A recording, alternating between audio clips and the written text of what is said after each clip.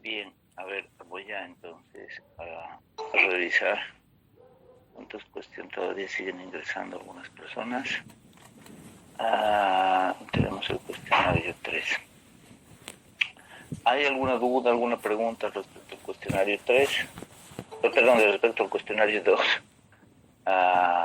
Todavía siguen ingresando algunos compañeros. Voy admitiéndoles. Tenemos 56 intentos del cuestionario 3, es decir, 56 personas han elaborado este cuestionario. Y vamos a revisar el de José Michel, de Cristian Corina. Bien, a ver, entonces nuestro tema consiste en revisar cómo se crean las normas de derecho internacional, cómo se forman y en ese sentido cuáles son las fuentes que generan ordenamiento jurídico a los sujetos de derecho internacional, es decir, a los estados, a las organizaciones internacionales, a los pueblos, a las personas en su calidad de titulares de derechos humanos, cómo se crea y cómo se forma estas normas, este ordenamiento jurídico internacional. Para eso vamos a ver un artículo del Estatuto de la Corte Internacional de Justicia que establece aquello. ¿Y por qué se dice que es fuente? ¿Por qué se dice que es un artículo trascendental en el derecho internacional público? Vamos a ver también los presupuestos generales que permiten poner de relieve los rasgos propios que posee la creación del derecho en el ordenamiento internacional distinto a el ámbito centralizado del Estado, a las diferentes formas de creación del derecho internacional. Vamos a ver también cuáles son las razones para la evolución del derecho internacional y en qué consiste la normación inicial y la normación modificativa. Cómo hay interacción en estos procesos de formación del derecho, obviamente como fenómeno social, cómo se determina la existencia de una norma internacional, su contenido, su alcance. Vamos a ver también algo fundamental en el proceso en el proceso boliviano contra Chile. Vamos a hablar de unas fuentes no convencionales que son los actos unilaterales. Vamos a ver su importancia en el caso boliviano y finalmente vamos a revisar esta es la 9, los factores relevantes del comportamiento de los estados también como elemento de argumento de Bolivia frente a Chile. Y vamos a ver otros argumentos como estope, la aquiescencia y qué ha dicho Chile al respecto y que finalmente la Corte Internacional de Justicia ha fallado. Entonces estamos entrando en un ámbito de las fuentes, del sistema de fuentes del derecho internacional. Este tema es importante porque después vamos a ver costumbre, vamos a ver los tratados, vamos a ver a profundidad los actos unilaterales, vamos a ver jurisprudencia. Entonces es importante que podamos conocer este tema. Bien, nos vamos entonces con la pregunta 1. Por favor, no olviden señalar en el chat quienes quieren participar. Por el momento no tengo a nadie. Dice Rudy, estoy ronco. Mucha Rudy, bueno, no pasa nada. Esperemos que te recuperes pronto. Vamos con José Michel, después Michelle Villarreal, José del Carmen, Elías, Franz, Daniela. Ok, vamos por favor entonces con José, con la pregunta número 1. ¿Qué dispone el Estatuto de la Corte Internacional de Justicia y por qué sería doblemente inapropiado según el autor? Dale por favor, José.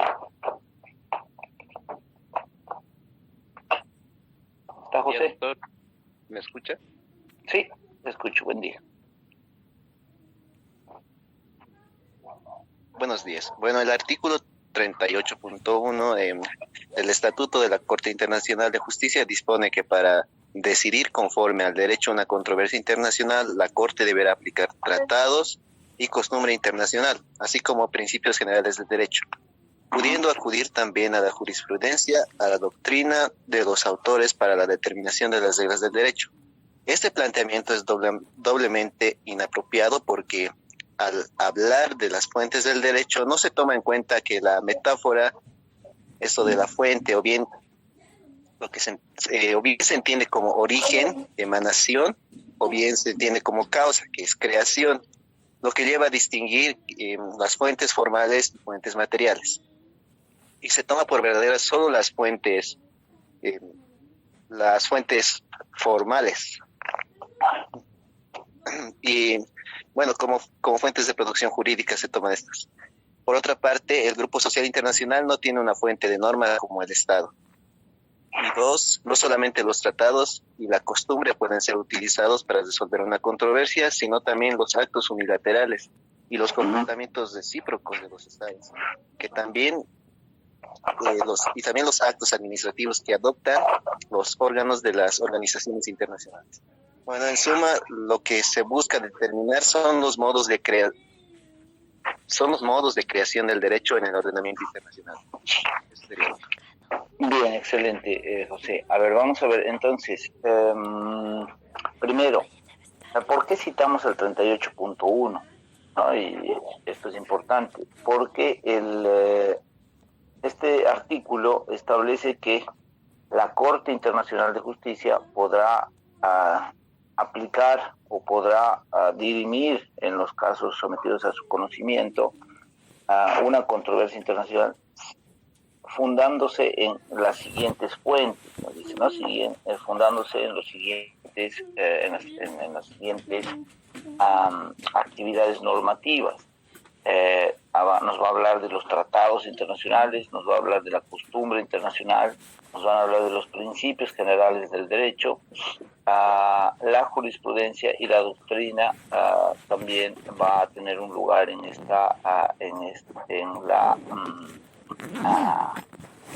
la ayuda o en los criterios que va a aplicar la Corte Internacional de Justicia, ¿no? Entonces, es por eso que se utiliza este artículo 38.1, ¿no? Es uno de los elementos normativos más recurridos para hablar de las fuentes. Pero el autor, así como variada jurisprudencia, nos dice, oye, tiene algunos equívocos, ¿no? Este artículo, en virtud de que primero no distingue las fuentes materiales y las fuentes formales, como nos ha dicho José, tampoco distingue las fuentes primarias de las secundarias, ¿no? Es decir, no distingue qué normas crean, modifican o extinguen derechos en el ámbito internacional, y qué normas, qué ordenamiento, qué formas citadas no crean derechos y obligaciones en el ámbito internacional, pero sí ayudan, colaboran de forma secundaria al juez para dirimir controversias. En ese caso se aplican los principios generales del derecho, la propia jurisprudencia, la doctrina, ¿no? Entonces no hay esa diferenciación. Otros autores también señalan una crítica en el sentido de que no existe una jerarquía normativa propiamente señalada.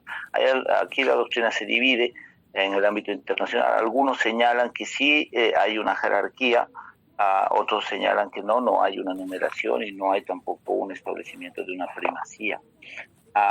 Esas son las situaciones observables. Además, nos dice el autor que es incompleto.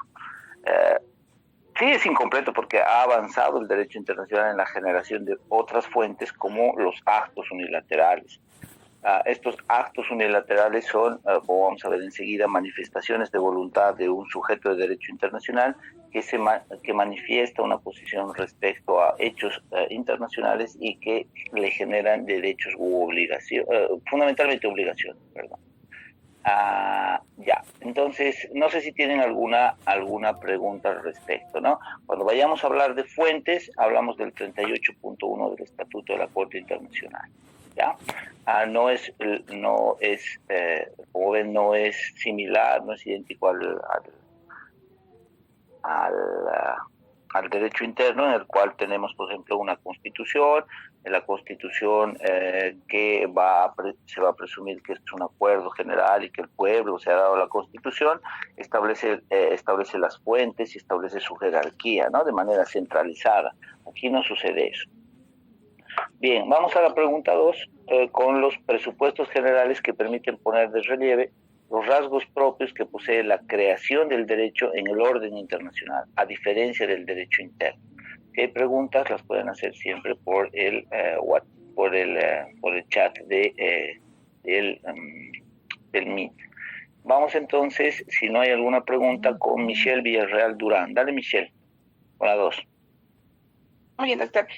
¿Cuáles son los presupuestos generales que permiten poner en relieve los rasgos propios que posee la creación del derecho en el orden internacional? Son dos presupuestos que permiten entender los rasgos de la creación del derecho en el orden internacional. El primero es el que cabe admitir que existe unidad entre la dimensión objetiva y subjetiva del ordenamiento internacional.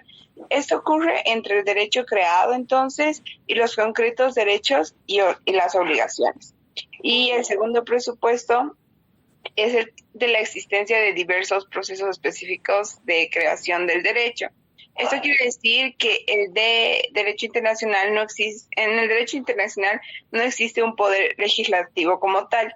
Los estados son los que conservan dicho poder. Los estados son que podemos afirmar que es una descentralización de la creación del derecho, y su soberanía y su voluntad es la que decide la creación de las mismas. Se debe resaltar el proceso de formación de derecho en el orden internacional.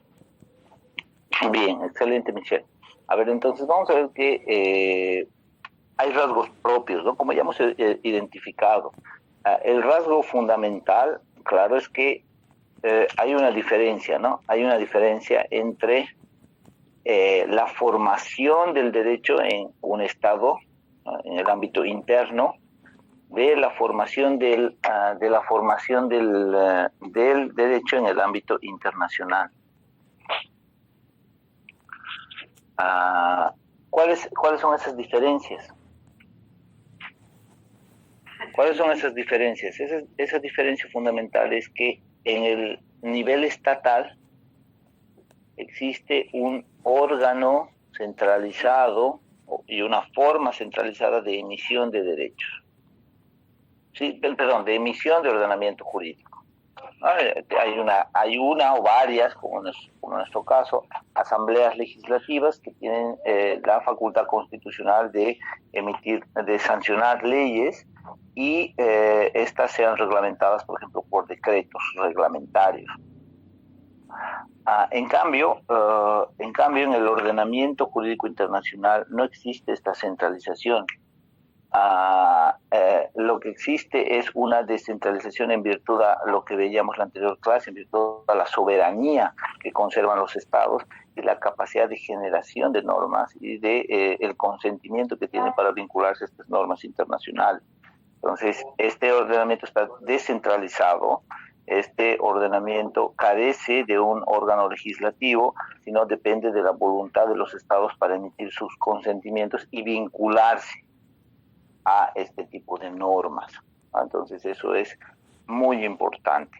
Tanto en la costumbre internacional, lo vamos a ver con estos actos repetitivos que generan una opinio iuris, y también con los tratados internacionales, que son las fuentes que crean derechos básicos propiamente. ¿Ya?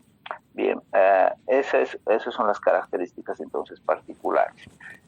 Vayamos a la 3, vayamos a ver entonces cuáles son los modos de creación de este derecho internacional.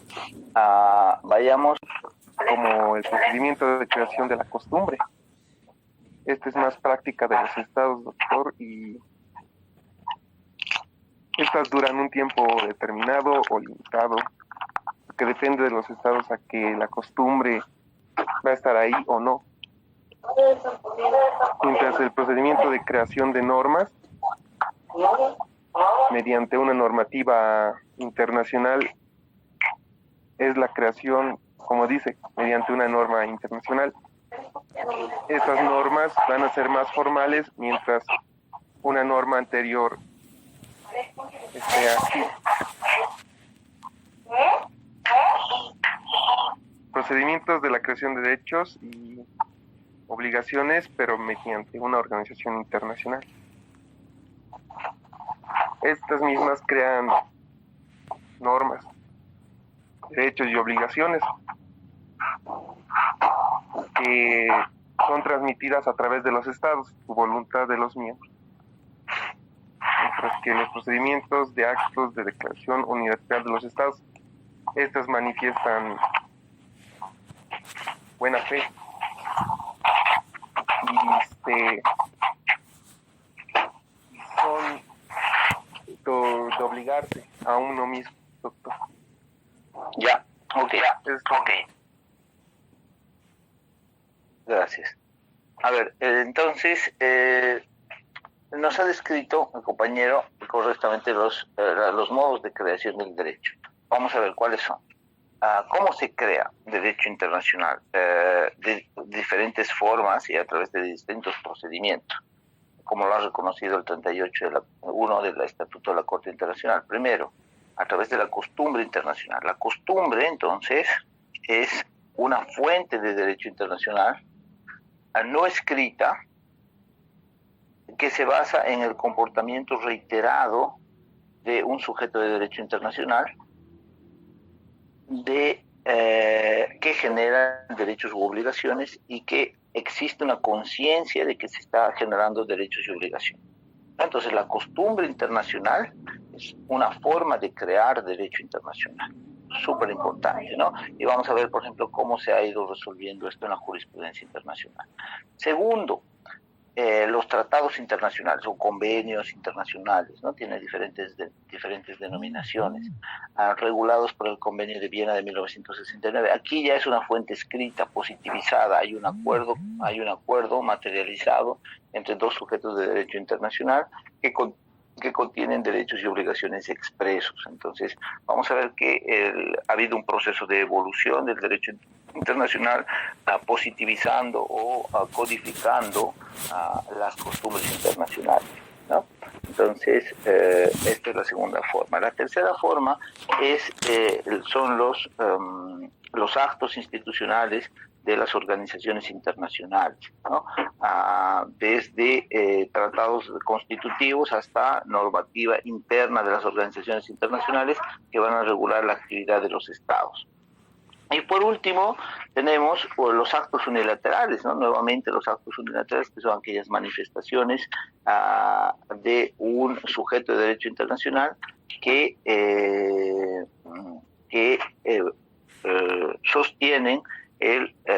sostienen una obligación respecto a otro sujeto de derecho internacional.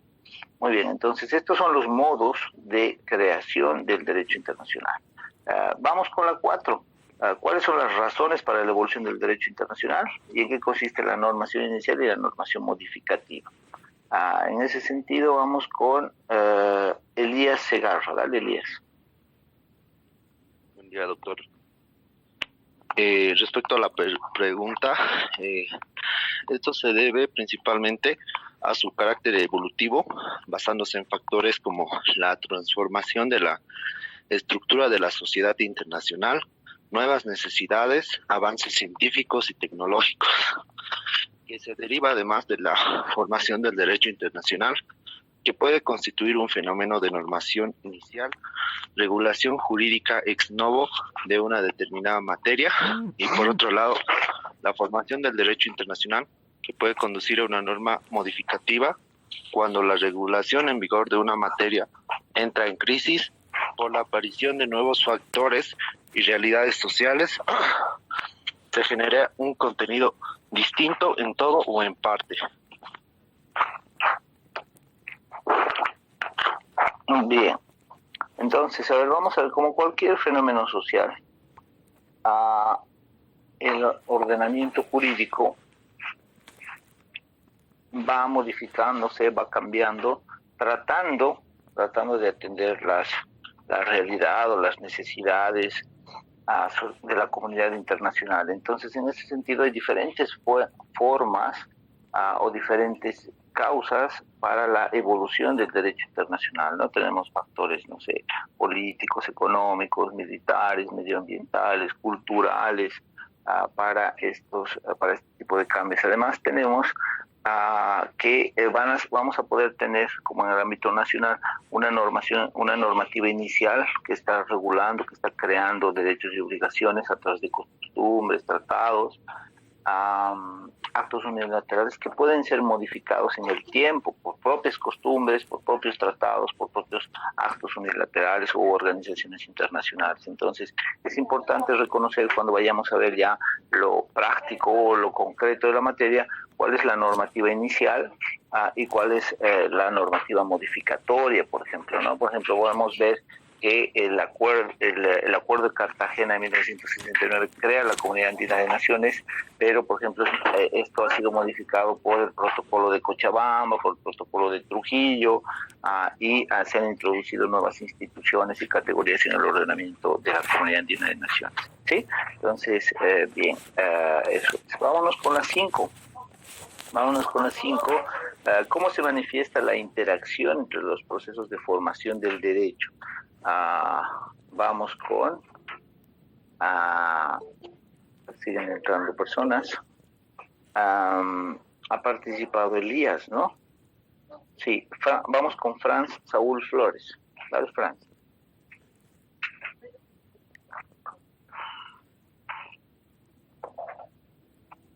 ¿No está Franz? Tal vez. Dale, Franz, ¿puedes participar o estás complicado?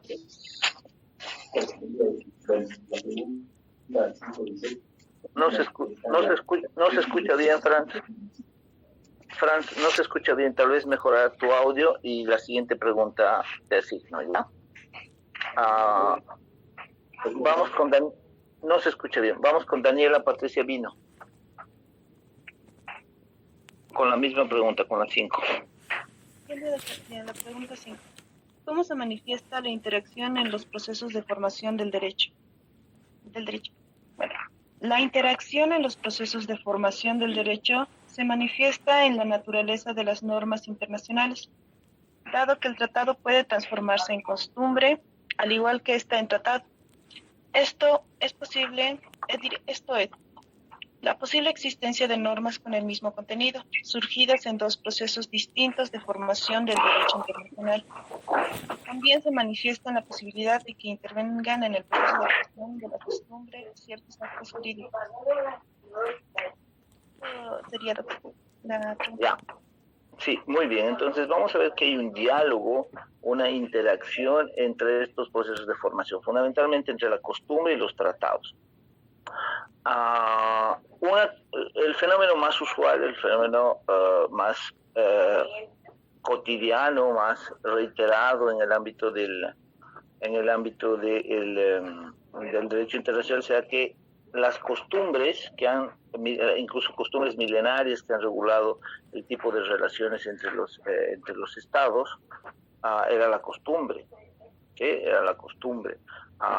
Por ejemplo, ¿no? El de que el Estado aguas abajo no debe notificar las afluencias para del Estado aguas abajo, ¿no? Del Estado aguas arriba, respeta. O, por ejemplo, costumbres pesqueras, o costumbres en límites internacionales, ¿sí? Estas costumbres, costumbres en la formación de tratados, lo que ha sucedido es que se han ido positivizando, se han ido codificando y se han ido positivizando en tratados internacionales. ¿Qué es lo que ha habido ahí? Una transformación de la costumbre en tratado internacional. Sí, fundamentalmente se da ese fenómeno. E incluso algunos estados que no ratifican o no positivizan algunos tratados los aplican, pero los aplican como costumbre, ¿no? Entonces eso es importantísimo. También ha habido el camino distinto, ¿no? De que un tratado internacional efectivamente se vuelva costumbre. ¿Cómo ha sucedido esto? Algunos estados, los estados, no sé, más dinámicos o tal vez con mayor influencia en la comunidad internacional, se han puesto de acuerdo en determinadas situaciones que después otros países, aunque no hayan suscrito, no hayan ratificado estos tratados internacionales, los han aplicado, pero los han aplicado en calidad de costumbre internacional. Entonces, en ese sentido, hay un doble diálogo o una doble interacción entre la costumbre y los tratados internacionales, ¿no? Muy bien. Entonces, vámonos con la pregunta 6. ¿Cómo se determina la existencia de una norma de derecho internacional? Vamos con, otra vez siguen entrando personas. Ya. Vamos con Luz. No sé si Francia ha solucionado el problema del audio.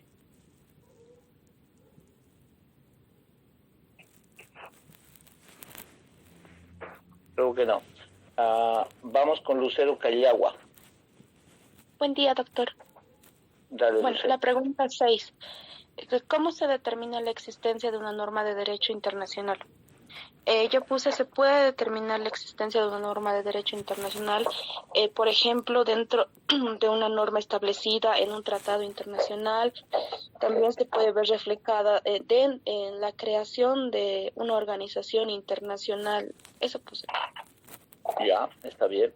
Entonces hemos visto que hay 4 modos de creación, ¿no? Entonces de cada uno de los 4 modos hay que determinar cómo existe. ¿Cómo podemos probar? Vamos a ver esto, vamos a profundizar en las siguientes clases, pero vamos a ver, un tratado internacional es mucho más fácil, que hay un documento escrito, regularmente depositado en alguna organización internacional, que refleja el acuerdo entre los estados o las organizaciones. Esa es la forma de existencia, ¿no? Un medio de determinación constitutivo de este tratado internacional. La costumbre, vamos a ver, se va a poder probar la existencia de la costumbre en el sentido de poder apreciar la reiteración de la conducta de un estado, de una organización internacional, generando o creando derechos y obligaciones. ¿Sí? Lo vamos a ver más adelante, ¿no? En qué consiste, por ejemplo, estos 2 elementos, subjetivo y objetivo, esta reiteración y algo que se llama la opinio juris o la conciencia de la generación del derecho. Pero eso tenemos que probarlo en un proceso, tenemos que probar que existe. En el ámbito de las organizaciones internacionales, regularmente estas son por escrito, entonces se puede probar de manera documental. Y finalmente los actos unilaterales a través de todos los medios que ha establecido la jurisprudencia, ¿no? Por ejemplo, no sé, declaraciones de las principales autoridades que pueden responsabilizar a su Estado, notas, cartas que manifiesten la clara voluntad de un Estado de obligarse a algo, ¿no? Bien, nosotros por ejemplo decíamos que el memorándum de 1950 era, ¿no? Como Bolivia decíamos que era un acto unilateral. Vamos a verlo eso con las siguientes preguntas. Vamos a la siguiente, la 7. ¿Cómo se determina la precisión del contenido y el alcance de las normas internacionales de cada una de las fuentes? No sé si Franz ya está o si no, nos vamos con Ana. Ahora sí ya, Franz, dale, con la 7. Por favor. Dale con la 7. Ya, súper. Gracias, doctor. Buen día, compañeros. Bueno, la pregunta 7. ¿Cómo se determina la precisión del contenido y el alcance de las normas internacionales? Bueno, como respuesta he puesto lo siguiente. En las normas del derecho escrito, pues mediante el examen de los términos empleados en su texto, así como la interpretación de ese texto en cuanto, bueno, pues a todo su contenido. Y bueno, en las normas constitucionarias, pues sería mediante los propios estados participantes en dicha elaboración de información, ¿no?, de la norma. Eso sería como respuesta. Ya, está bien, tiene mucha relación con la anterior, ¿no? ¿Cómo vemos qué contiene y cuál es su alcance? obviamente en el tratado está delimitado por el texto del tratado, ¿no? Tiene un contenido y tiene una forma de interpretación, ¿no? Hay interpretaciones literales, teleológicas, sistemáticas, históricas, ¿no? Para ver el contenido y el alcance. En el ámbito de la costumbre es esto mucho más complicado. Aquí, por ejemplo, se deben tomar en cuenta los criterios de la Corte Internacional de Justicia respecto a la interpretación de la costumbre, la determinación y el alcance al respecto. Por ejemplo, se deben aprobar los hechos reiterados y se debe aprobar la opinión juris para ver cuál es el alcance y la determinación. Respecto a los actos de las organizaciones internacionales, estas regularmente están por escrito y van a aplicar las mismas reglas del Tratado Internacional. Y respecto a los actos unilaterales, lo que hay que ver es hasta dónde se ha comprometido, cuál es el contenido exacto de la declaración unilateral de la autoridad que ha comprometido al Estado manifestante. Bien, entonces estamos dando vueltas, como ven, por las formas de creación, de formación del derecho internacional, y estamos además aterrizando muy bien con aquello. Una pregunta importantísima acá es la 8, ¿no? ¿Qué son los actos unilaterales? Es una pregunta compleja, ¿no? Hemos puesto, ¿qué son los actos unilaterales? Tenemos que saber qué son, ya tenemos una idea. También dice cuáles son las condiciones para la creación de obligaciones jurídicas internacionales y cuál es el fundamento para ello. 3 preguntas y una más ahí. ¿Qué rol tuvieron los actos jurídicos unilaterales en el proceso de Bolivia versus Chile ante la Corte Internacional de Justicia? Complejo. Entonces allí vamos a ver ello con varias personas, ¿no? Porque tienen básicamente 4 preguntas esta 8. Hablemos con, entonces, Ana Patricia Tinta. ¿No participó o sí participó? No. Dale, Ana Patricia. ¿Qué son los actos unilaterales, nuevamente?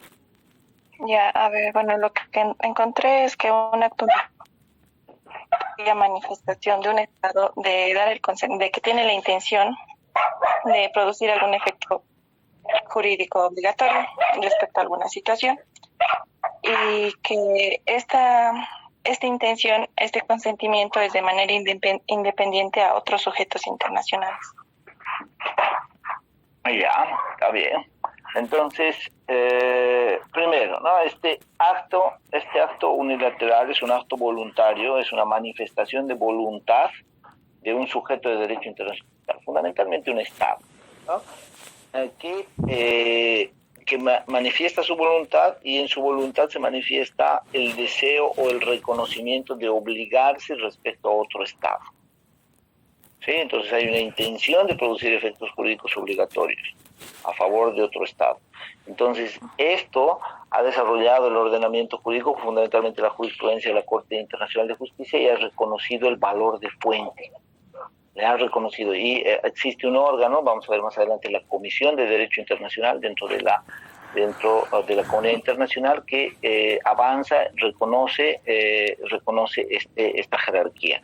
Entonces, esta ha sido la apuesta boliviana en la demanda contra Chile, que Chile ha manifestado actos unilaterales de comprometerse de obligarse a negociar el acceso soberano al Océano Pacífico a favor de Bolivia, ¿sí? Es decir, entonces, ¿cuál será el fundamento para ello?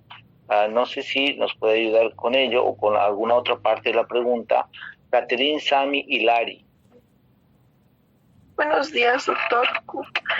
Bueno, sobre el fundamento yo encontré que se basa en el principio de la buena fe. Uh-huh. Perfecto. Se basa en el principio de la buena fe.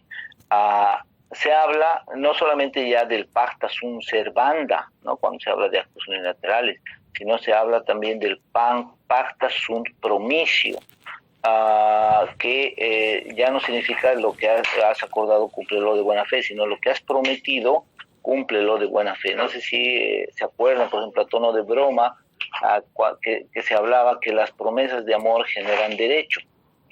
De eso se habla cuando se habla de actos jurídicos unilaterales, ¿no? Cuando hay una manifestación de voluntad que podría generar efectos jurídicos, esta puede ser vinculante, obligatoria y solicitar su ejercicio a través de un procedimiento de solución de controversias. ¿Ya? Entonces, la buena fe es súper importante. Ese es el fundamento de los actos jurídicos unilaterales. Siguiente cuestión. ¿Qué rol tuvieron los actos jurídicos unilaterales en el proceso de Bolivia? Ya un poco lo hemos señalado. Vamos con la última persona que quiere participar, Mariel Tasha Cori Maldonado. Dale, Mariel.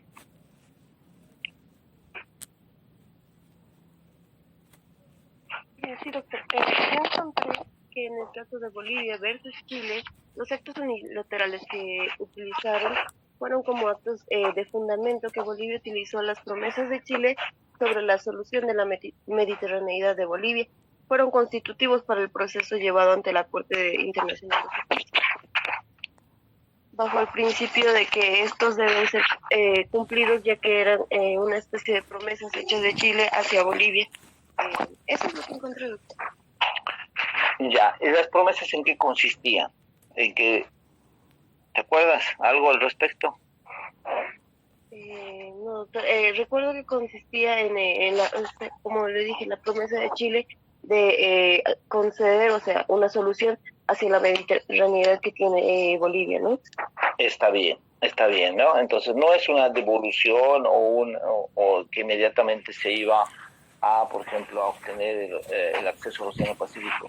Lo que Chile se había comprometido, o por lo menos Bolivia entendió así después de varios años, es que se comprometía a negociar, reconocía la obligación de que en algún momento hay que charlar y solucionar el tema del enclaustramiento boliviano y darle alguna solución. Entonces, sí, vamos a charlar, ¿no?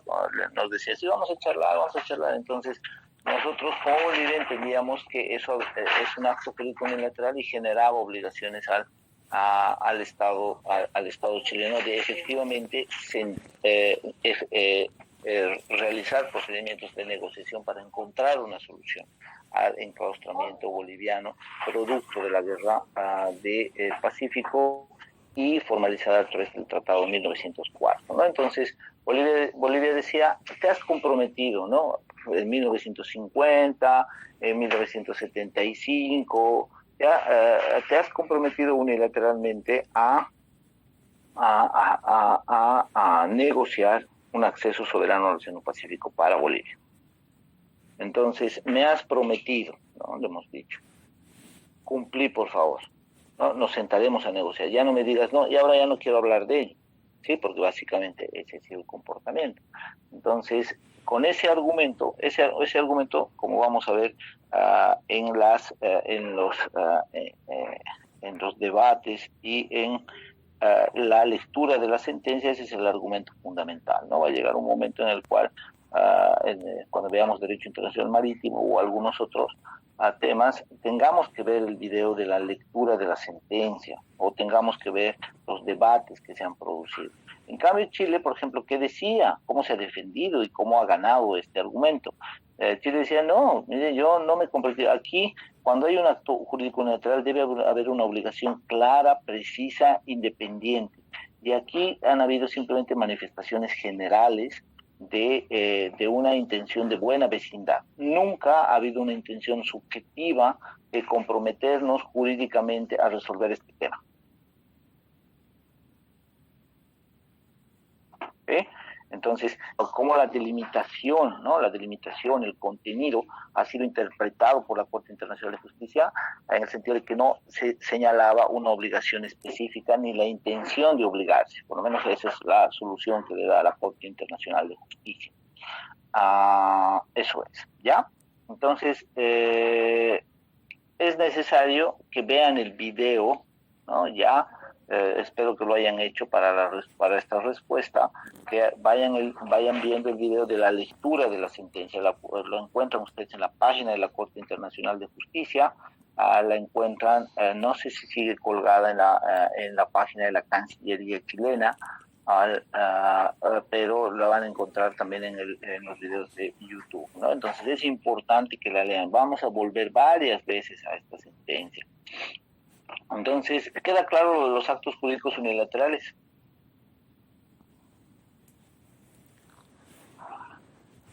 Doctor, Dale. al respecto de este caso de Bolivia versus Chile,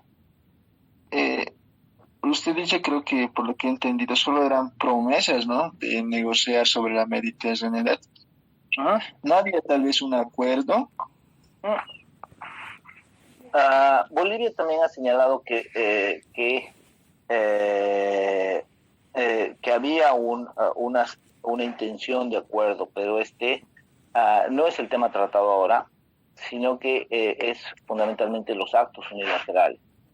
Otro argumento de Bolivia es que sí había por ejemplo,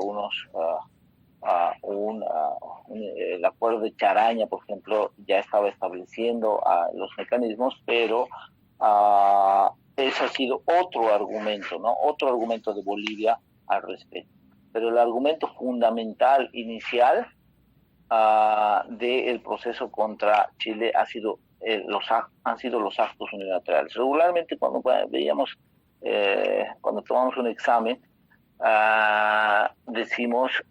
preguntamos esto, ¿no? ¿Cuál es el fundamento jurídico principal de las demandas de Bolivia frente a Chile? Ahí hay que responder los actos jurídicos unilaterales, que Chile se ha comprometido unilateralamente a resolver o a negociar el acceso soberano al mar, ¿no? Unilateralmente. ¿Ha habido intenciones bilaterales? Sí, pero eso ya forma parte de otro tipo de fuente del derecho internacional. Lo que estamos tratando de resaltar aquí es que ustedes ubiquen fuera del 38.1 del Estatuto de la Corte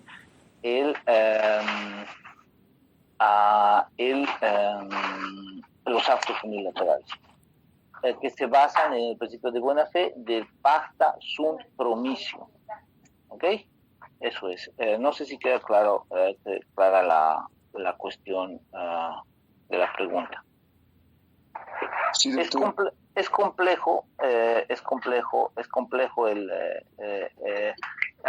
compleja la demanda, en el sentido de que son al menos 7 argumentos que arguye Bolivia en su favor, ¿no? Ahora enseguida vamos a ver la aquiescencia, el stopper, los acuerdos internacionales. Entonces todo esto está dentro de esta demanda, no es un solo argumento, o incluso manifestaciones de organizaciones internacionales. Son variadas estas fuentes, ¿no? Entonces, y estos argumentos, no solo es un argumento, son varios. Entre ellos, considero que el más importante son actos jurídicos unilaterales. Por eso, por ejemplo, en algunas respuestas citan, por ejemplo, como Carlos Mesa, ¿no? Y en la respuesta me citan como Carlos Mesa, explicó que las autoridades chilenas se comprometieron durante décadas a negociar una salida soberana al mar para Bolivia. ¿Sí? Entonces, nosotros agarramos ese argumento de los actos unilaterales como fuente de derecho y tratamos de ampliar y de que la Corte trate de declarar esta obligación. ¿Sí? Si ganábamos, ¿qué pasaba? La Corte declaraba, Chile, siéntese a negociar. Eso es lo que ganábamos, ¿ok? Eso es. Entonces, nuevamente vayamos viendo el video, por favor, al menos de la lectura de la sentencia. Es el proceso más importante que ha tenido Bolivia en su historia. Bien, creo que vamos a ir en ese sentido concluyendo la clase de hoy. Pero tenemos Caterine, Samia participa, Mariel Tasha. No estoy pudiendo ver esto. Mariel Tasha ha participado. Sí, doctor, acabo de participar. Sí, dale, entonces, ok, entonces vamos con Cristel y ahí concluimos la clase, por favor, con la pregunta número 9, para mañana también ver parte del video. ¿Cuáles son los factores relevantes en el comportamiento de los estados para la modificación y extinción de los derechos u obligaciones internacionales? Tasha. Eunice. Estela Eunice, dale, por favor. Doctor, buen día.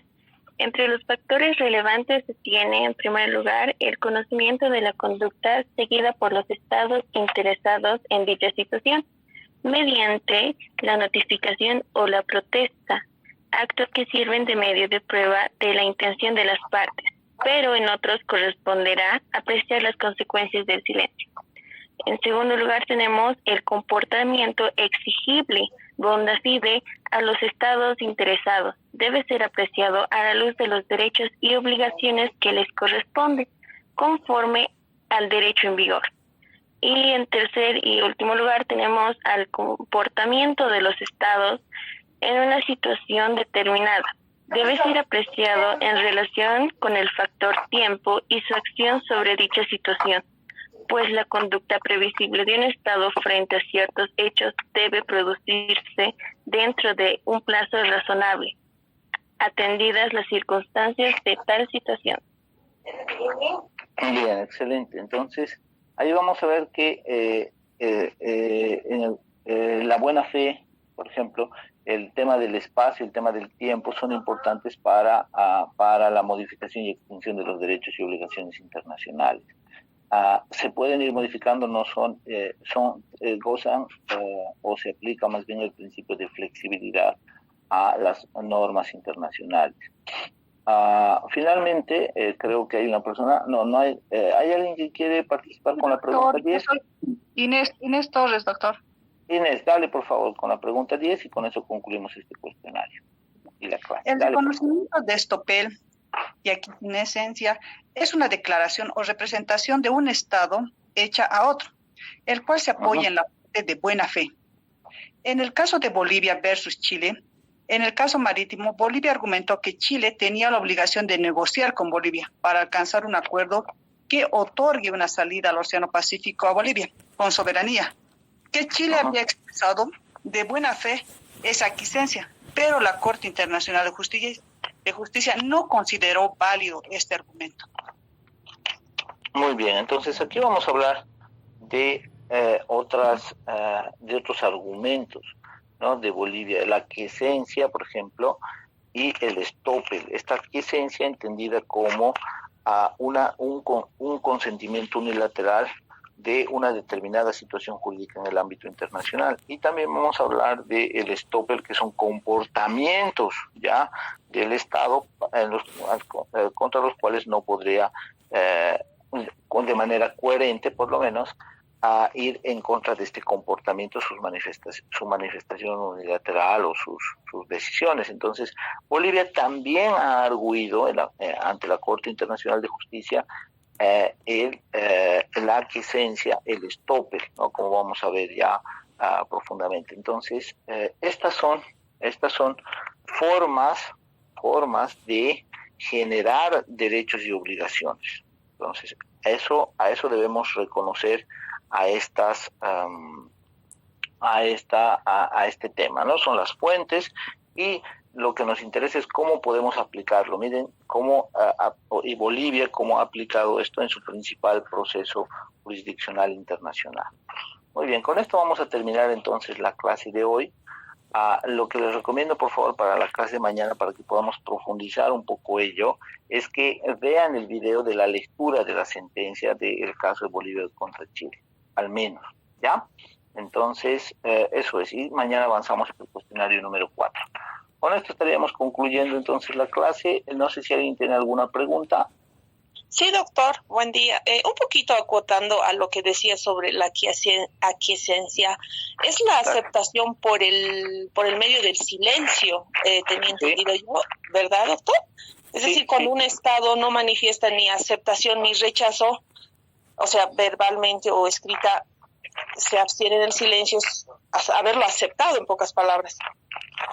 Sí, la aquiescencia se puede establecer a través del silencio o a través de algunos comportamientos indirectos, ¿no? Lo que es importante aquí es que de la aquiescencia se refleja una determinada manifestación de voluntad indirecta del Estado. Si bien no es directa al responder de una manera expresa, pero sí hay una manifestación de voluntad tácita. Entonces eso vendría a ser la aquiescencia. Ya sería, como bien tú dices, a través del silencio o a través de comportamientos que expresen esa voluntad. Está bien, doctor, muchas gracias. Gracias por la participación. Bien, entonces, eso sería. Nos vemos el día de mañana y que tengan una buena jornada. Hasta luego. Hasta luego, doctor. Gracias. Muchas gracias, doctor. Hasta luego. doctor. Hasta luego, doctor.